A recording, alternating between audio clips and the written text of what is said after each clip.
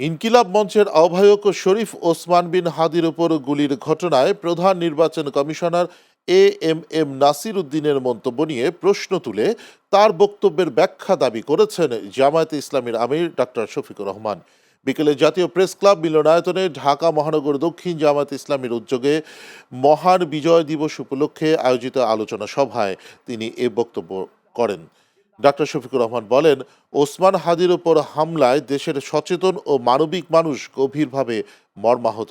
এমন এক প্রেক্ষাপটে রাষ্ট্রের অন্তত গুরুত্বপূর্ণ ও সংবেদনশীল একটি দায়িত্বে থাকা প্রধান নির্বাচন কমিশনার যে বক্তব্য দিয়েছেন তা জাতির বড় একটি অংশকে ব্যথিত করেছে বলে তিনি মনে করেন।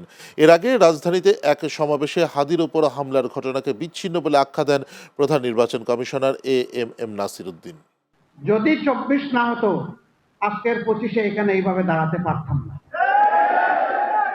যদি 24 না হতো, আমরা যারা নির্বাচনের কথা বলছি, নির্বাচনের প্রস্তুতি নিচ্ছি, আমাদের মুখ দিয়ে নির্বাচন নামক কোন শব্দ বের হতো না।